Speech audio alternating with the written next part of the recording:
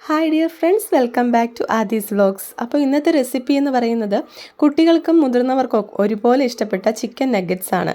ഇത് നമ്മൾ പുറത്തുനിന്ന് വാങ്ങിക്കുന്ന അതേ ടേസ്റ്റിൽ നമ്മൾ വീട്ടിൽ ഫ്രഷ് ആയിട്ട് ഉണ്ടാക്കിയെടുക്കാം. അപ്പോൾ എങ്ങനെയാണ് ഉണ്ടാക്കുന്നതെന്ന് നോക്കാം.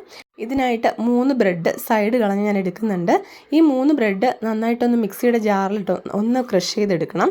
അതിനുശേഷം അതിനകത്തേക്ക് നല്ല ഫ്രഷ് ആയിട്ടുള്ള ചിക്കൻ പീസ്, എല്ലില്ലാത്ത ചിക്കൻ പീസ് മാത്രമായിട്ട് എടുക്കണം. എല്ല് ഒന്നും പാടില്ല. അപ്പോൾ ചിക്കൻ പീസ് ചെറുതായിട്ട് അരിഞ്ഞ് ഈ ബ്രെഡിൽ കൂടെ, ക്രഷ് ചെയ്ത ബ്രെഡിൽ കൂടെ ഒന്നിട്ട് കൊടുക്കാം. അപ്പോൾ ആ ചിക്കൻ പീസുകൾ ഞാനിപ്പോൾ 10 പീസാണ് എടുത്തിട്ടുള്ളത്, ചെറിയ 10 പീസ്. അപ്പം നന്നായിട്ട് കഴുകി എടുത്തിട്ടുണ്ട്. ഇനി അത് ചെറുതായിട്ടൊന്ന് കട്ട് ചെയ്ത് മിക്സിയുടെ ജാറിലേക്ക് ഒന്ന് ഇട്ട് കൊടുക്കാം. അതിനുശേഷം ഇതിലേക്ക് ആവശ്യമായിട്ടുള്ള മസാലകൾ, ഒരു 1/4 ടീസ്പൂൺ മുളക് പൊടി, 1/4 ടീസ്പൂൺ മഞ്ഞൾപ്പൊടി, 1/4 ടീസ്പൂൺ കുരുമുളക് പൊടി, 1/4 ടീസ്പൂൺ ഗരം മസാലപ്പൊടി, എല്ലാം കുറച്ച് മാത്രം മതി. നമുക്കൊന്ന് ഫ്ലേവറിന് വേണ്ടിയിട്ട് മാത്രം ചെറിയ രീതിയിൽ ആഡ് ചെയ്യുന്നതാണ്. ഇത് കേരള സ്റ്റൈലല്ല. അതുകൊണ്ട് തന്നെ നമ്മൾ ഈ ഫ്ലേവറിങ് എല്ലാം ചെറിയ രീതിയിൽ, കുറഞ്ഞ അളവിൽ മാത്രം അതിൻ്റെ സ്പൈസസ് മതിയാകും. ഇഞ്ചി വെളുത്തുള്ളി പേസ്റ്റ് അല്ലെങ്കിൽ ഇഞ്ചി വെളുത്തുള്ളി ഒന്ന് അരിഞ്ഞിട്ട് കൊടുക്കുക. അപ്പോൾ ഞാൻ അരിഞ്ഞാണ് ഇട്ട് കൊടുത്തിരിക്കുന്നത്. അതിലേക്ക് ഈ സ്പൈസസും കൂടെ ആഡ് ചെയ്തിട്ട് നന്നായിട്ട് മിക്സിയിൽ ക്രഷ് ചെയ്തെടുക്കാം. അപ്പോൾ നന്നായിട്ടൊന്ന് അരച്ചെടുക്കണം. ചതച്ചാൽ മാത്രം പോരാ, ഒന്ന് അരച്ചെടുക്കണം. ചിക്കൻ ഒന്ന് അരഞ്ഞ് കിട്ടണം. ആവശ്യത്തിന് ഉപ്പും കൂടെ ചേർത്തിട്ട് നന്നായിട്ടൊന്ന് അരച്ചെടുത്തിട്ടുണ്ട് ഞാൻ. ഇതിൻ്റെ പരുവം എന്ന് പറയുന്നത് നമ്മുടെ ചപ്പാത്തി മാവ് കുഴയ്ക്കില്ലേ, അതിൻ്റെ പരുവമാണ്. അപ്പോൾ നമുക്ക് ഏത് ഷേപ്പിൽ വേണമെങ്കിലും ആ മാവിനെ ഒന്ന് ഷേപ്പ് ചെയ്തെടുക്കാൻ പറ്റും. അപ്പോൾ അതുപോലെയാണ് ഇത് ഒന്ന് നന്നായിട്ട് അരച്ചെടുക്കേണ്ടത്. ഇനി കുറച്ച് വെളിച്ചെണ്ണ തൂക്കിയിട്ട് നന്നായിട്ടൊന്ന് ചപ്പാത്തിയുടെ മാവ് പരത്തും പോലെ ഒന്ന് പരത്തി വയ്ക്കുക. അപ്പോൾ നമുക്ക് ഇഷ്ടമുള്ള ഷേപ്പിന് കട്ട് ചെയ്തെടുക്കാം. സ്ക്വയർ ഷേപ്പിന്, റൗണ്ട് ഷേപ്പിന്, ഏത് ഷേപ്പിന് വേണമെങ്കിലും കട്ട് ചെയ്തെടുക്കാം. അപ്പോൾ നമ്മൾ പുറത്തുനിന്ന് വാങ്ങുന്നത് കൂടുതലും സ്ക്വയർ ഷേപ്പിലാണ് എടുക്കുന്നത്. അപ്പോൾ ഞാനിപ്പോൾ ഇങ്ങനെ ഒരു ഷേപ്പിലാണ് ചെയ്തെടുക്കുന്നത്. അപ്പോൾ നിങ്ങൾക്ക് ഇഷ്ടമുള്ള ഷേപ്പിൽ ഇത് റൗണ്ട് ചെയ്തേക്കാം. അപ്പോൾ ചെറിയ രീതിയിൽ, ചെറിയ അളവിൽ, ക്വാണ്ടിറ്റിയിൽ മാത്രം ചെയ്ത് വെക്കുക, ഇല്ലെങ്കിൽ അകത്ത് വേവാതെ വരും. അപ്പോൾ സ്ക്വയർ ഷേപ്പിലോ റൗണ്ട് ഷേപ്പിലോ എങ്ങനെ വേണമെങ്കിലും കട്ട് ചെയ്തെടുക്കാം. ഇനി അടുത്തതായിട്ട് വേണ്ടത്, അപ്പോൾ ഞാനിത് പരത്തി ഷേപ്പിന് ചെയ്ത് മാറ്റി വെച്ചിട്ടുണ്ട്. ഇനി നമുക്ക് ബ്രെഡ് ക്രംസ് ഉണ്ടാക്കാം. അപ്പോൾ അതിന് വേണ്ടിയിട്ട് ആദ്യം തന്നെ 4 ബ്രെഡ് എടുത്ത് സൈഡെല്ലാം കളഞ്ഞ് നേരത്തെ പോലെ തന്നെ മിക്സിയുടെ ജാറിലിട്ടൊന്ന് ക്രഷ് ചെയ്തെടുത്തിട്ടുണ്ട്. ഇനി ഇത് നമുക്ക് ഒരു പാൻ എടുത്ത് അടുപ്പിലേക്ക് വെച്ച് അതിലേക്കൊന്ന് ഇട്ട് കൊടുക്കാം. അതൊന്ന് ചെറുതായിട്ട് ഡ്രൈ ആയിട്ട് വരുമ്പോഴത്തേക്കും ഒരു 1/2 ടീസ്പൂൺ മുളക് പൊടിയും 1/2 ടീസ്പൂൺ ഉപ്പും കൂടെ ചേർത്ത് നന്നായിട്ടൊന്ന് ഇളക്കി യോജിപ്പിച്ച് ഫ്രൈ ചെയ്തെടുക്കുക.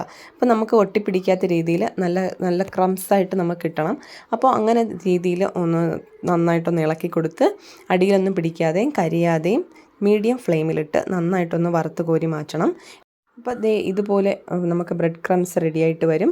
അപ്പോൾ ഇതാണ് ബ്രെഡ് ക്രംസ്. വേറെ ഒന്നും ആഡ് ചെയ്യേണ്ടതില്ല. ബ്രെഡും മുളക് പൊടിയും ഉപ്പും കൂടെ ഒന്ന് ആഡ് ചെയ്തിട്ട് ചെറിയ രീതിയിൽ ഒരു ഫ്ലേവറിന് വേണ്ടിയിട്ട് മാത്രം ഒന്ന് ആഡ് ചെയ്ത് ക്രംസ് ആക്കി എടുക്കുക. അപ്പോൾ ബ്രെഡ് ക്രംസ് റെഡി ആയിട്ടുണ്ട്.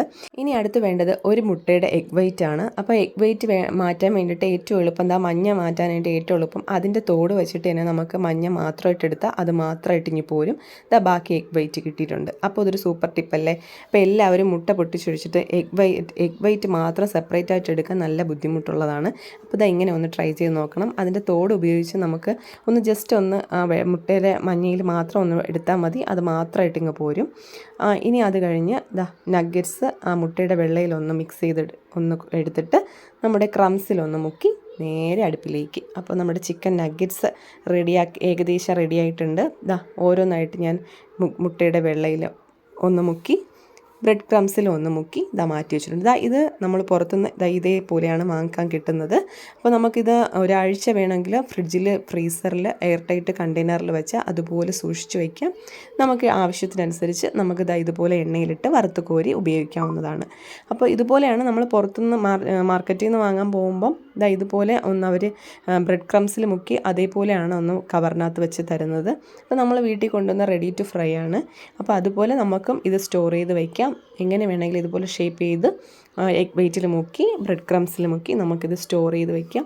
ഒരു 2 ആഴ്ച വരെയൊക്കെ കേടുകൂടാതെ ഫ്രീസറിൽ എയർ ടൈറ്റ് കണ്ടെയ്നറിൽ വെച്ച് കഴിഞ്ഞാൽ നമുക്ക് എപ്പോഴാണോ യൂസ് ചെയ്യുന്നത് ആ സമയത്തെടുത്ത് ഫ്രൈ ചെയ്തെടുത്താൽ മതിയാകും. അപ്പോൾ ചിക്കൻ നഗ്ഗറ്റ്സ് റെഡി ആയിട്ടുണ്ട്. ടൊമാറ്റോ സോസോ ചില്ലി സോസോ എന്ത് വേണമെങ്കിലും ഉപയോഗിച്ചിട്ട് നിങ്ങൾക്ക് കഴിക്കാവുന്നതാണ്. അപ്പോൾ കുട്ടികൾക്കൊക്കെ ഏറ്റവും ഇഷ്ടപ്പെട്ട ഒരു ചിക്കൻ വിഭവമാണ് ചിക്കൻ നഗ്ഗറ്റ്സ്. നമുക്ക് 4 മണിക്ക് ചായയുടെ ഒപ്പമോ രാവിലെ ബ്രേക്ക്ഫാസ്റ്റ് ആയിട്ടോ 10 മണിക്കൊക്കെ കുട്ടികൾക്ക് തയ്യാറാക്കി കൊടുക്കാൻ പറ്റുന്ന ഒരു സൂപ്പർ സിമ്പിൾ റെസിപ്പിയാണ് ചിക്കൻ നഗ്ഗറ്റ്സ്. അപ്പോൾ എല്ലാവരും ഒന്ന് ട്രൈ ചെയ്ത് നോക്കിയിട്ട് അഭിപ്രായം കമൻറ്റുകളായിട്ട് പറയണം.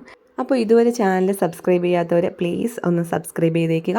തൊട്ടടുത്തുള്ള ബെല്ലൈക്കൺ ക്ലിക്ക് ചെയ്താൽ പുതിയ റെസിപ്പി ആയിട്ട് വരുമ്പോൾ നിങ്ങൾക്ക് നോട്ടിഫിക്കേഷൻ വരുന്നതാണ്. അപ്പോൾ താങ്ക്സ് ഫോർ വാച്ചിങ്.